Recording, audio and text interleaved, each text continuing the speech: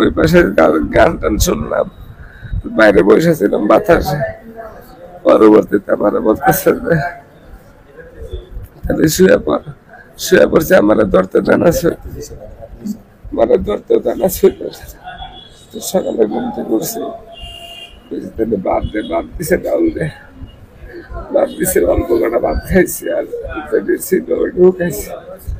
খাওয়ার পরে ভাবলাম যে এত সকালে 9টা বাজে আমি বাইরে কই যাব, কারেন্ট আছে, তাহলে আমি একটু বিছানায়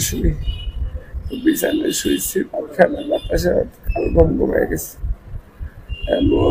আইসা ঘুমের মধ্যে তুমি ঘুমের মধ্যে এই প্যান্টটা পরাইছিলাম।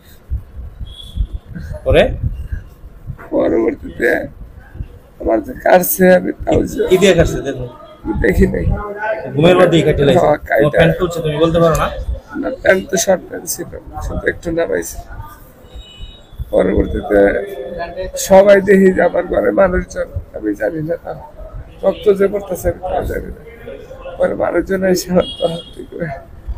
পরে বের করে নিয়ে আসছে। তোমার বউ এই করছে একাই, সাথে আর কেউ ছিল? আমি তো ঘুমেছিলাম, জানি না, একটা ঐতি বলতে পারবো। ও একাই? বয়ে বলতে পারবো যে পাশে আর কেউ ছিল কিনা। আমি সাথে কেউ ছিল? আমি যখন চোখ খুলছি কাউরে দেখিনি। ওর বউরে, তোমার বউরে দেখছো তুমি? কেউরে দেখতে পাও নাই? না, মানে কাটার পরে মানে বউ মানে কাইটাও ভেতর থেকে গেছে। বউ গেছে গা, তুমি দেখছো যাইতে? একাই ছিল? পাশে মনে হয় আরো কেউ ছিল, আমি অতটা করতে পারি না।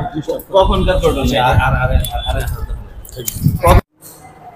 মূলত বিষয় হয়েছে, আমি বাড়িতে গেছি, আমার মা 3 দিন আগে মারা গেছে, ওটার কামদারি করতে।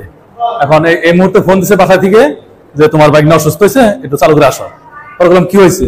ওনারা বলতেছে যে ওনার পুরুষ লোক নাকি কেটে ফেলাইছে, ওনার স্ত্রী পারিবারিক সমস্যা নিয়ে হয়তো। ওই ওনার ওয়াইফ, মানে ফিউজের ওয়াইফ বলতে, মানে এমনি ঝগড়াঝাটি হইতো, কিন্তু আমি মানে পুরো ডিটেলস জানি না। মানে হ্যাঁ, বড় কাজ করতে এটা আমি সঠিক বলতে পারবো না, কারণ এই বিষয়ে আমি জানি না। ঠিক আছে, মানে পারিবারিক যে একটা ঝগড়াঝাটি হয়ে থাকে সব পরিবারে কম আর বেশি, অগর মধ্যে ছিল। পরে আমার ফোন দিচ্ছে যে মামা তাড়াতাড়ি আসে। পরে আমি আর ওই মানুষ কিলে যে সিরা সার কেটে এসে করছি, এই আমি এটুকু জানি। আমি এসে দিকে যে মেডিকেলে এইভাবে। পরে ওর মামা নিয়ে এসে আরজুর সাথে, ওই আরজু আমার ফোন দিচ্ছে প্রথমে, তাড়াতাড়ি আমার বাইক নিয়ে এই অবস্থা হয়েছে। পরে ওই আমি আসা বলছি, আমি এটুকুই।